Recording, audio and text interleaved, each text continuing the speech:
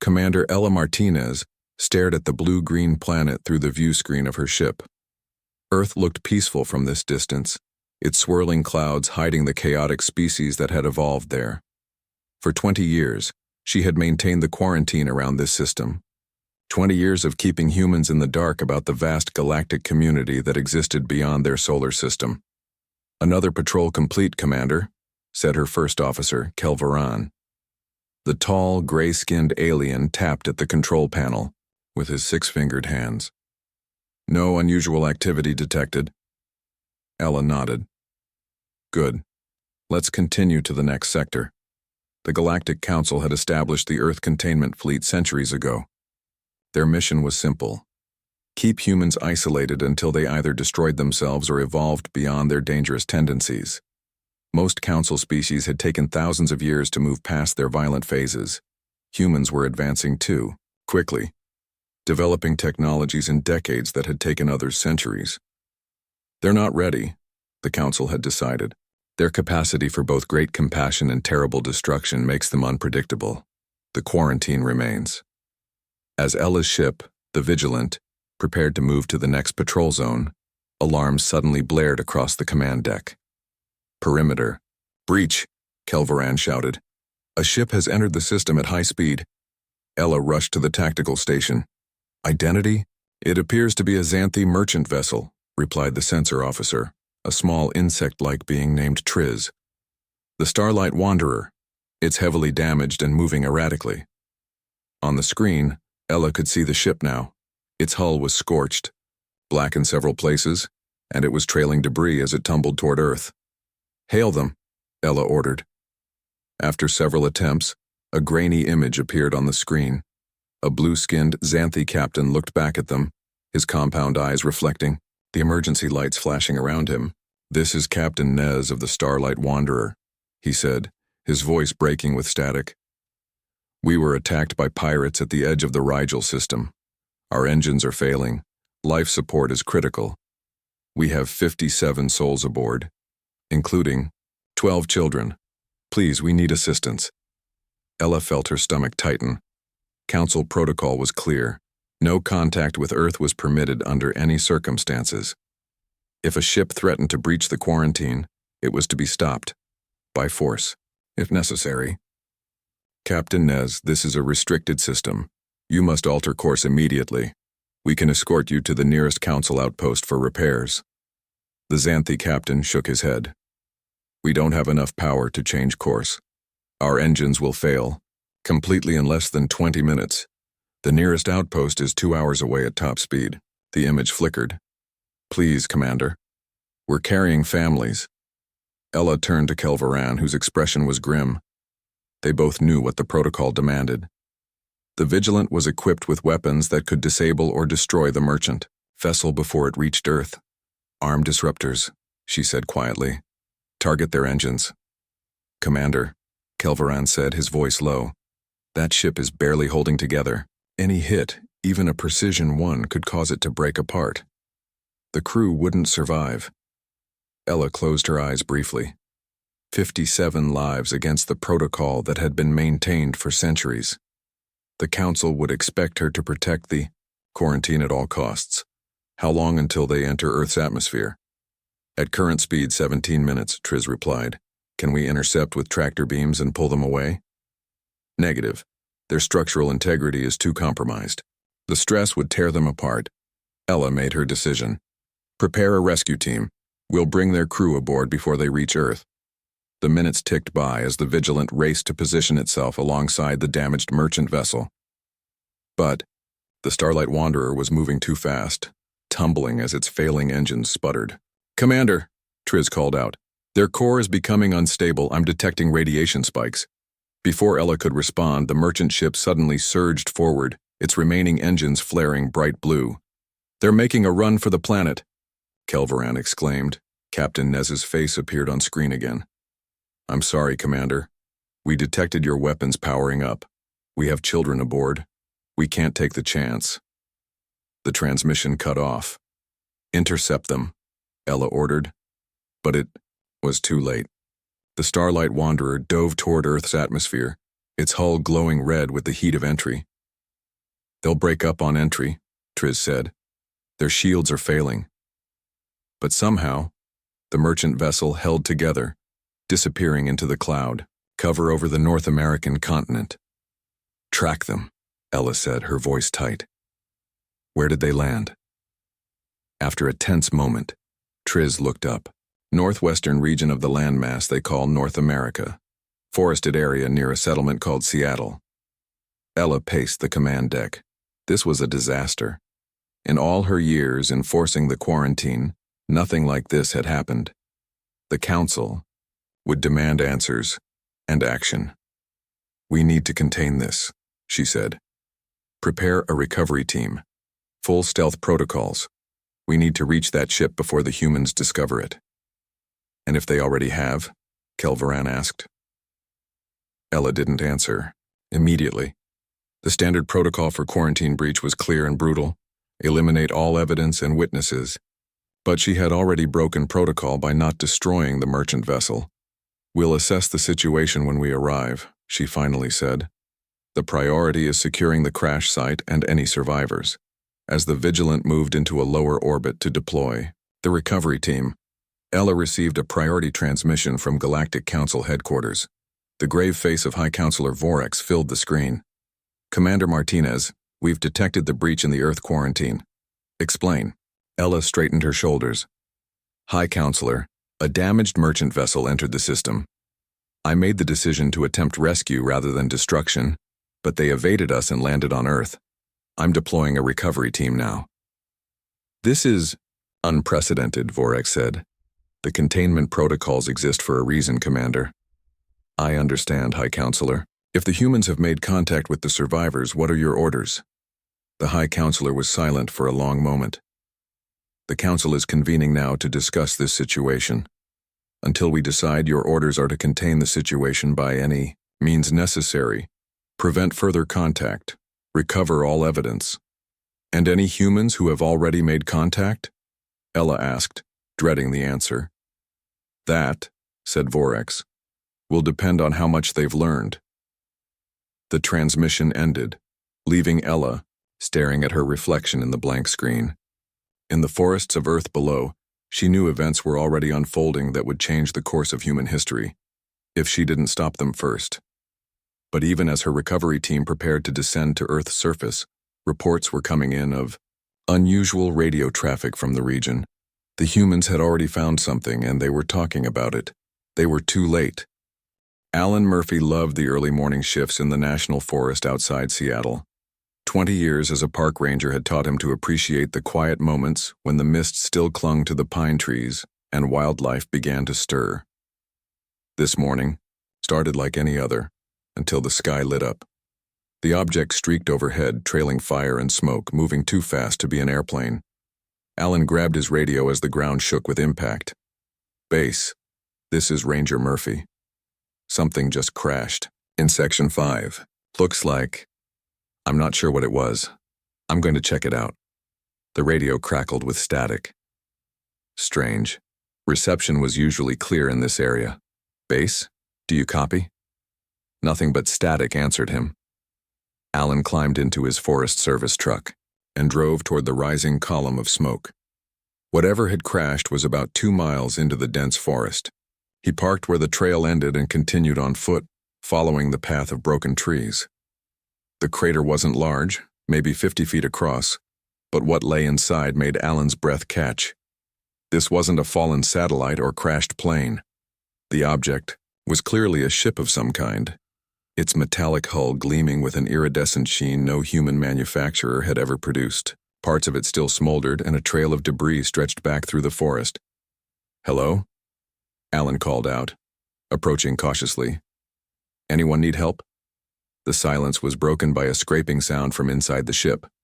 A section of the hull slid, open, and a figure emerged, staggering down a ramp that extended to the ground. Alan froze. The being before him stood on 2 legs like a human, but its skin was a deep blue color. Its head was slightly larger than a human's, with no visible ears, and a small mouth. But most striking were its eyes, large, multifaceted like a dragonfly's, reflecting the morning sunlight in a rainbow of colors. The alien, because what else could it be, took 3 shaky steps toward Alan before collapsing to its knees. It made sounds, clearly speech, but in no language Alan had ever heard. "Easy there," Alan said, his heart pounding as he slowly approached. "I'm not going to hurt you." The alien reached toward him with a 6-fingered hand, speaking again. It seemed to be in pain. Dark blue liquid, blood, seeped from a wound on its side. Alan tried his radio again. Still nothing but static. He was on his own, face to face, with proof that humans weren't alone in the universe. The alien's breathing grew labored. Without medical help, it might die right here. More movement from the ship caught Alan's attention. Other figures appeared at the opening, some helping the injured, others clearly too hurt to move. Alan made a decision. He couldn't leave them, here to die, and he couldn't call for help with his radio out. There was only one person he trusted with something this important. "I'm going to help you," he said, hoping the alien could understand his meaning, if not his words. Carefully, he helped the injured being to his truck. The alien was surprisingly light, as if its bones were hollow like a bird's. Once the alien was secured in the passenger seat, Alan drove quickly out of the forest, heading not toward the ranger station but to a small veterinary clinic on the outskirts of town. His sister had the medical knowledge he lacked. Catherine Murphy was finishing her morning rounds when her brother's truck skidded into the parking lot. From the window, she could see Alan helping someone, or something, from the passenger side. "Kathy!" Alan called as he pushed through the back door of the clinic. "I need your help, no questions, not yet." Catherine's eyes widened as she saw the blue-skinned being leaning against her brother. For a moment, she couldn't speak. Then her medical training kicked in. "Exam room 3, she said, leading the way. "What happened?" "Crashed ship in the forest," Alan explained as they helped the alien onto the examination table. "There are more at the site. Their ship. Kathy, it's not from Earth. It's not."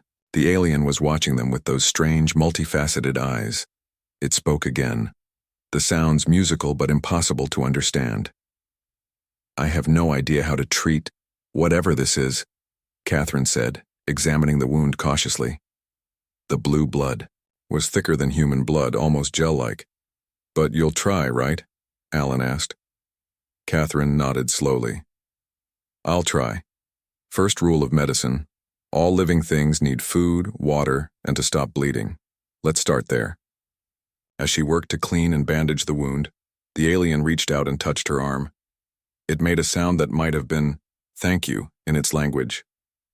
"You're welcome," Catherine replied automatically. The alien's eyes seemed to brighten. It pointed to itself and made a sound.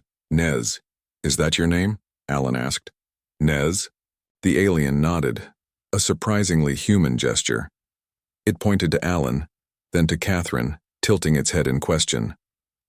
"I'm Alan. This is Catherine," Alan said slowly. "Alan." "Catherine," Nez repeated, the sounds slightly distorted but recognizable. Catherine finished bandaging the wound. "The bleeding has stopped, but I have no idea if that's enough. I don't know what's normal for Nez's species." "There are others still at the crash site," Alan said. "Some looked hurt worse than Nez. We need to go back for them." Catherine looked uncertain. "Shouldn't we call someone, the authorities? And tell them what? That aliens crashed in the forest?" Alan shook his head. "They'd think we're crazy, or worse, they'd believe us, and who knows what they'd do. My radio wasn't working near the crash site. I think their ship might be causing interference." As they debated what to do next, they didn't notice the black SUVs turning into the veterinary clinic's parking lot.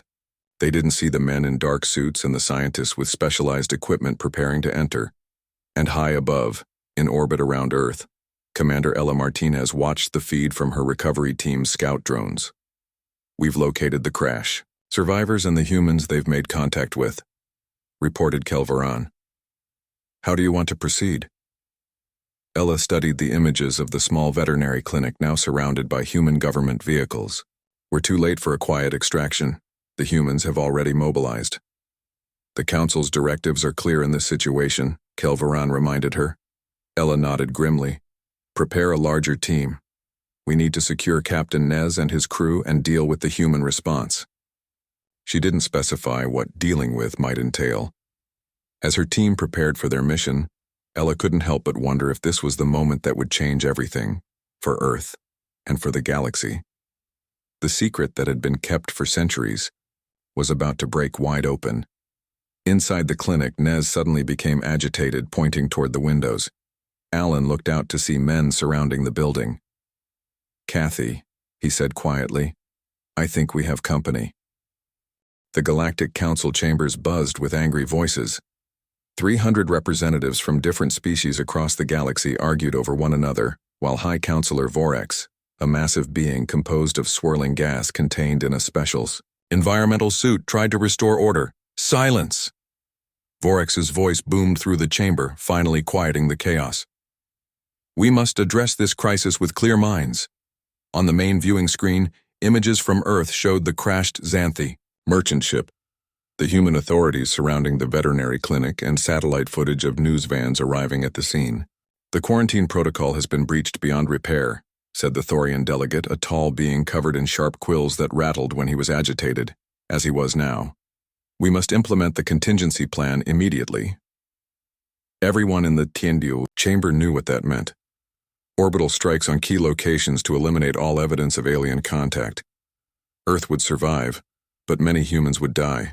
That is premature, countered Delegate Mira, who represented a species that resembled tall, slender humans with silver skin. Commander Martinez's team is on site. They may still contain this. The chamber doors opened, and a tired-looking Ella, Martinez entered. She had just arrived via emergency transport from Earth orbit. Her uniform was wrinkled from the journey, but she stood tall as she approached the council. Commander, report on the situation, Vorex ordered.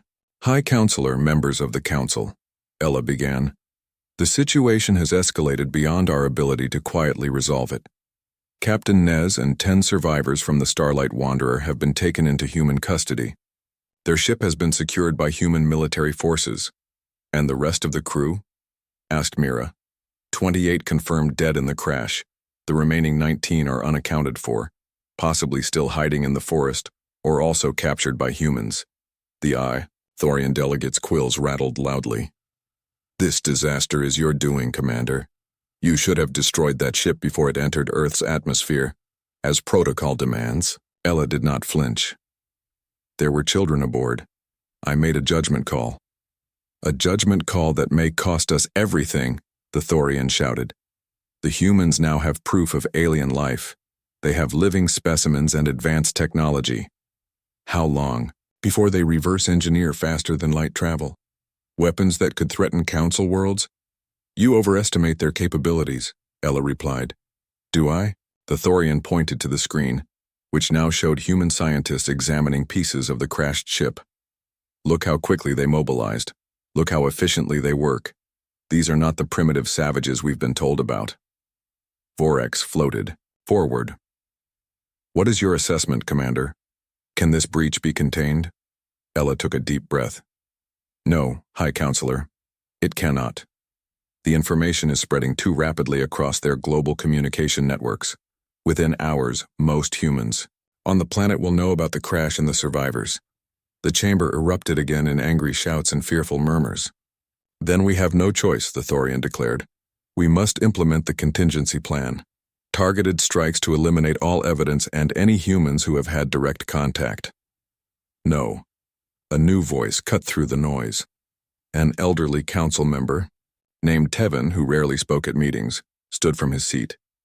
His species aged much like humans, and his white hair and wrinkled face gave him an appearance of great wisdom.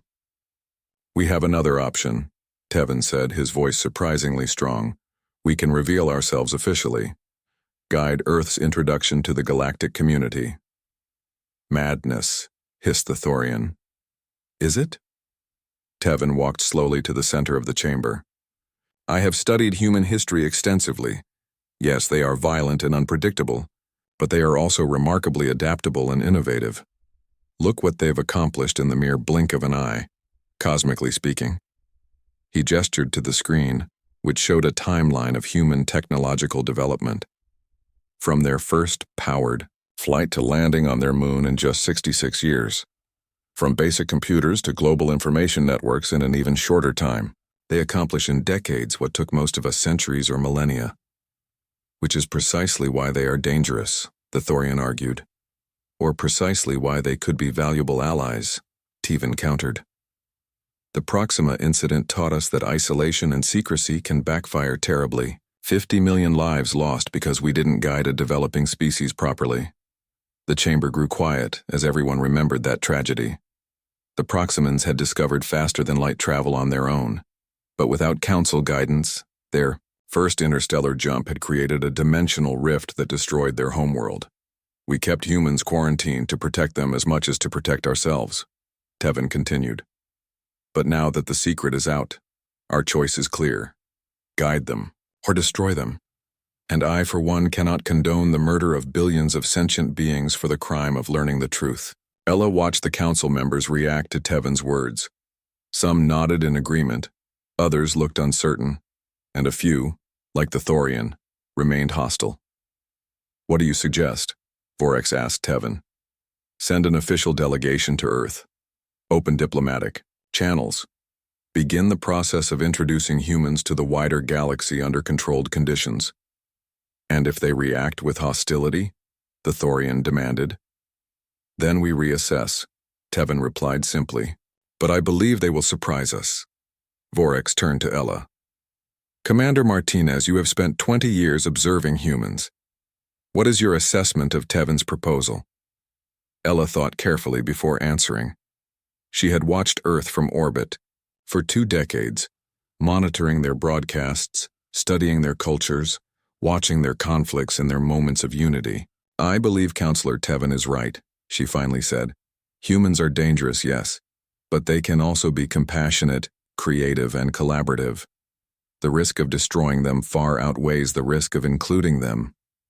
Vorex was silent for a long moment, his gaseous form swirling more rapidly, a sign of deep thought among his species. The council will vote, he announced. But first, let us see what the humans are doing right now. The main screen changed to show a live feed from Earth. In the American White House, President Olivia Foster was addressing her nation. Today, we have confirmed that we are not alone in the universe, the human leader said, her voice steady despite the historical weight of her words. We have met visitors from another world.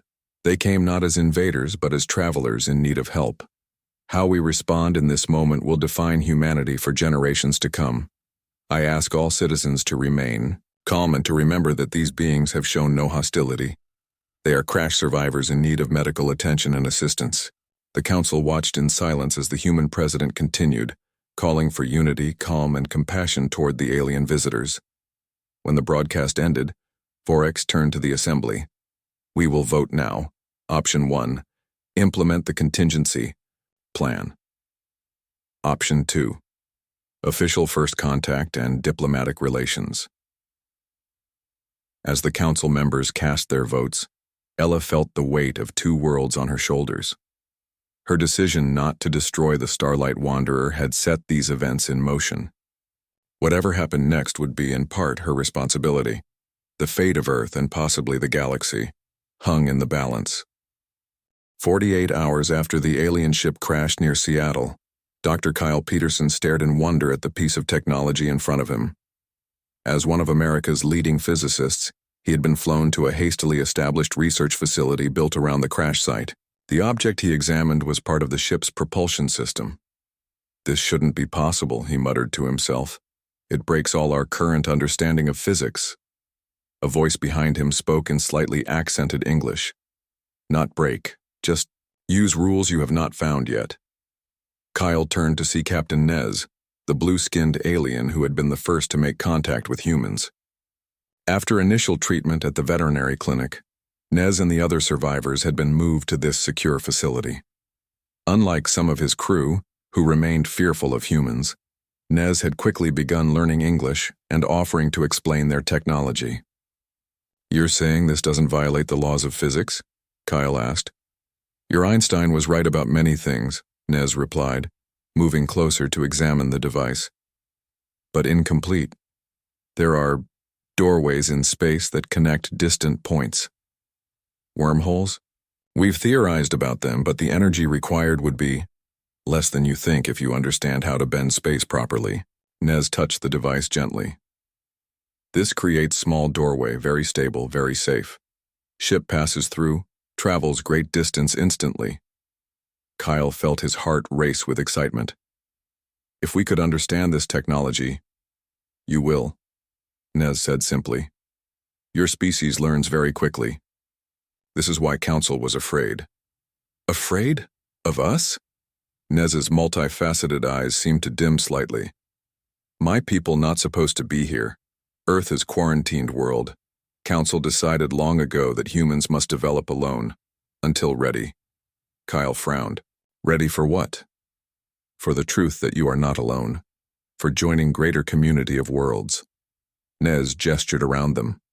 But now secret is broken. Council must decide new approach. In Washington, D.C., President Foster sat with her national security team, reviewing the latest reports from around the world. The news of alien contact had spread globally, creating reactions ranging from celebration to panic. What's the status of our visitors? She asked her chief of staff. 6 survivors are cooperating with our scientists, including their captain, he replied. 4 others are still in medical care but stable. The remaining crew members are still unaccounted for, possibly still hiding in the forest or... He hesitated. Or, what? Or they've been recovered by their own people. Our radar systems detected unusual activity in orbit shortly after the crash. We believe there may be other alien vessels still present. The president nodded slowly. And how are people reacting? The Secretary of State spoke up. It's mixed, Madam President.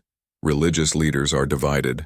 Some see this as confirmation of divine creation, others as a challenge to their teachings. Scientists are ecstatic. The general public is largely curious rather than fearful, which is encouraging.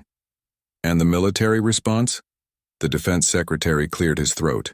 Russia and China have both put their forces on high alert, as have we. But so far there are no aggressive moves. Everyone's waiting to see what happens next. And what about the technology? The president asked. What are we learning? Doctor, Peterson reports that the alien ship uses a form of propulsion far beyond our current capabilities, the science advisor explained. But he believes we could potentially understand and adapt it within years rather than decades.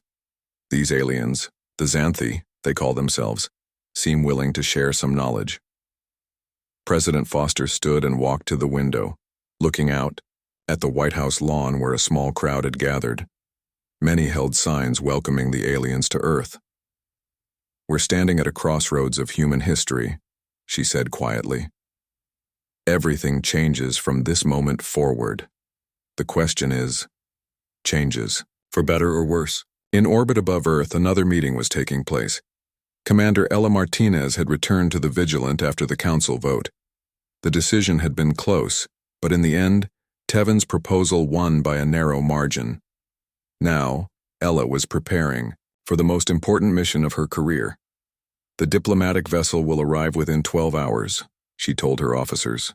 The council has selected representatives from 7 different species to form the first official contact delegation. Our job is to prepare the way. How do we do that? Asked Kelvaran. We make contact with the human authorities, Ella explained. We inform them that an official delegation is coming and help them prepare. This needs to be handled carefully to avoid panic. And what about Captain Nez and his crew? Asked another officer. Their situation is complicated. They violated the quarantine even if accidentally, but punishing them now could send the wrong message to humans about how the council operates. Ella sighed. For now, we focus on establishing peaceful first contact. As Ella's team prepared their message to Earth's leaders, they monitored human communications. They were surprised by how quickly humans were adapting to the reality of alien life. In Seattle, Park Ranger Alan Murphy and his sister Catherine had become unexpected celebrities. As the first humans to make contact with the Santhi, they were being interviewed by news organizations from around the world. They didn't seem that different from us in the ways that matter, Catherine told a reporter. They were injured and afraid, far from home. They needed help. What else would anyone do? Alan nodded in agreement. I think we proved something important in those first moments. When faced with something new and potentially frightening, we chose compassion over fear. I hope that sets the tone for whatever comes next. Their story had resonated with millions around the world. While some voices called for caution or even hostility toward the aliens, the majority of human response had been curiosity, wonder, and a desire to learn more. In his lab, Kyle Peterson continued working with Nez. Both of them bent over a complex diagram of the faster-than-light drive. If we adjust the field parameters here, Kyle suggested, pointing to a section of the diagram, could we increase stability? Nez considered this, then made a modification to the drawing. Yes, very good thinking. You see connections quickly. Kyle smiled. It's still overwhelming. Yesterday I thought faster-than-light travel was theoretically impossible. Today I'm helping refine it. This is why some in Council fear humans, Nez said. You adapt so quickly. Some species took centuries to understand concepts you grasp in days. Is that really something to fear? Nez's eyes shifted colors slightly. A gesture Kyle had learned indicated thoughtfulness. Depends on what you do with knowledge. Power can help or harm. Before Kyle could respond, alarms began to sound throughout the facility. A security officer rushed into the lab. Dr. Peterson, we're picking up a transmission from orbit. It's not from the crashed ship, it's something else. They're asking to speak with Earth's leaders. Kyle and Nez exchanged looks. It seems the Council has made their decision, Nez said quietly. Kyle felt a chill run down his spine.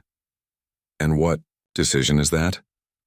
Whether to welcome you to the stars, Nez replied, or to ensure you never reach them. The United Nations General Assembly Hall had never been so quiet. Representatives from every nation on Earth sat in tense silence as they waited. Giant screens showed the alien ship descending through Earth's atmosphere, a sleek vessel 50 times larger than the crashed merchant ship that had started everything 1 week ago. President Foster stood at the podium, her face composed despite the historic pressure of the moment. Beside her stood Captain Nez, now acting as a translator and guide for humanity's first official meeting with the Galactic Council. They will land in 10 minutes, Nez said quietly to the president. Council has sent 7 representatives from different worlds. This is great honor. Most new species meet only 2 or 3 delegates. President Foster nodded. And what should we expect? Are they coming in peace? Yes, Nez replied. Council voted for diplomatic approach, but... He hesitated. But what? Some council members still fear humans. Think you develop too quickly. Might become threat. Others see potential in your species. Today's meeting will be first step in long process. On the screens, the council ship settled gently onto the landing pad that had been prepared outside the United Nations building in New York. The ship was beautiful, shaped like a silver teardrop with pulsing lights along its surface. It's time, President Foster said. Let's make a good first impression. Outside, a crowd of thousands watched from behind barriers. Police and military forces stood guard, but the mood was peaceful, even celebratory.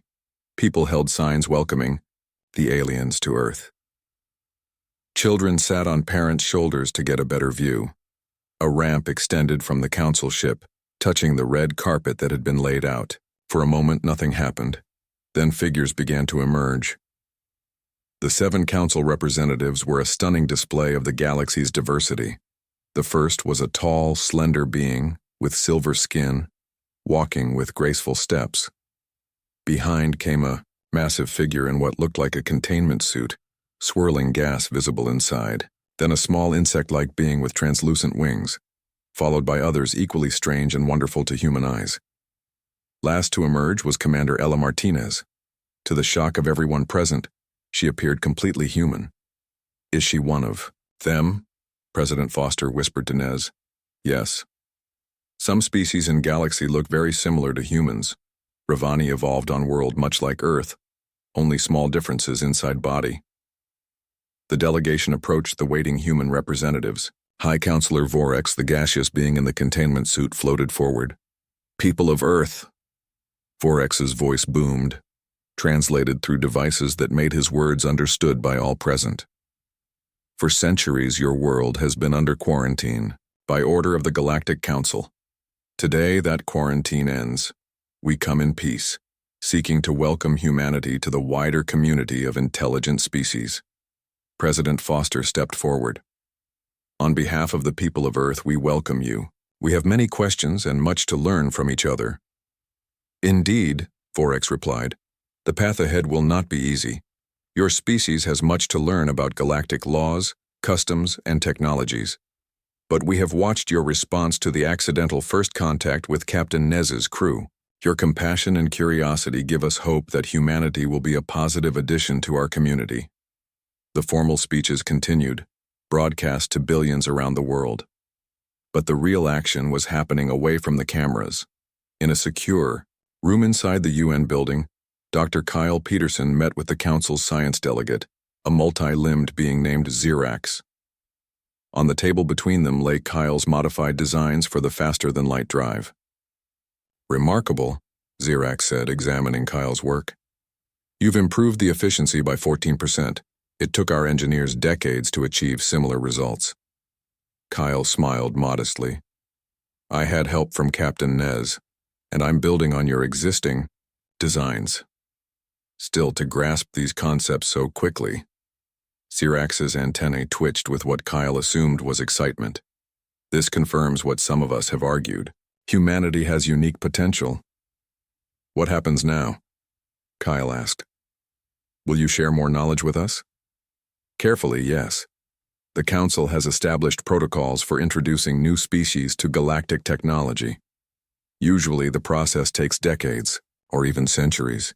But given your rapid adaptation, your case may be expedited." Meanwhile, Commander Ella Martinez found herself face-to-face with the Murphy siblings, the first humans to help the crash survivors.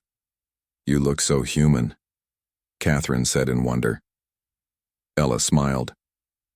"My species, the Ravani, evolved on a world very similar to Earth. We're not identical inside, different organ arrangements, more efficient respiratory system. But the similarities are striking. It's one reason I was chosen to monitor Earth's quarantine." "Why was Earth quarantined in the first place?" Alan asked. "Partly to protect you, partly to protect others," Ella explained. Humanity's rapid development concerned the Council. Most species take thousands of years to advance from basic tools to space travel. You did it in a few millennia. Coupled with your capacity for both violence and compassion, you were an unknown factor. "And now?" Catherine pressed. "Now we find out what humanity will do with its place in the galaxy." 1 month later, astronaut Diana Reynolds stood in the observation deck of the Council ship Harmony, watching Earth shrink to a blue dot as they accelerated toward the edge of the solar system. As the first human selected to visit the Council homeworld, she felt the weight of representing her entire species. "Beautiful, isn't it?" Commander Martinez said, joining her at the viewport. "Amazing," Diana agreed. "I still can't believe how quickly this is all happening. One moment we're alone in the universe, the next we're traveling to meet an entire galactic community." "Some on the Council worried about moving too fast with Earth," Ella admitted. "But events forced our hand, and so far humanity has exceeded expectations. Back on Earth, changes were already spreading rapidly. Clean energy technology shared by the Council was being implemented worldwide, dramatically reducing pollution. Medical advances from alien knowledge were curing diseases thought incurable. And humanity's first deep space vessel was under construction, using the principles Kyle Peterson had helped refine. Not everything was smooth. Religious institutions grappled with the theological implications of alien life. Governments argued over access to new technologies. Some fringe groups protested against any alien presence on Earth, but overall humanity rose to the challenge with remarkable adaptability. "There's something I've been wondering," Diana said to Commander Martinez as the ship prepared for its first faster-than-light jump. The Council could have destroyed all evidence when the merchant ship crashed. You could have prevented humanity from learning about alien life. Why didn't you? Ella was quiet for a moment. Partly compassion. I couldn't destroy a ship with innocent lives aboard. But there's more to it. She turned to face Diana. The truth is, the Council needs humanity. Needs us? For what? There are threats in the galaxy that the Council has been monitoring for centuries. Ancient races that withdrew from known space long ago. Some believe they'll return eventually. When they do, Ella paused. The Council species develops slowly, cautiously. We value stability and careful progress. But these threats may require innovation, adaptability, traits that humanity has in abundance. Diana felt a chill. So we're being prepared as soldiers? Not soldiers, partners. The Council hopes humanity will help find solutions no one else has considered. Ways to make peace if possible or to defend the galaxy if necessary. As the ship's engines hummed, preparing for the jump to faster-than-light speed, Diana looked once more at the distant Earth. Well, she said with determination, I guess we'd better not disappoint them. The stars around them stretched into lines of light as the ship made its jump, carrying humanity's first representative into the wider galaxy. A galaxy that had tried to keep Earth a secret, but had been too late. And perhaps for everyone involved, that was for the best.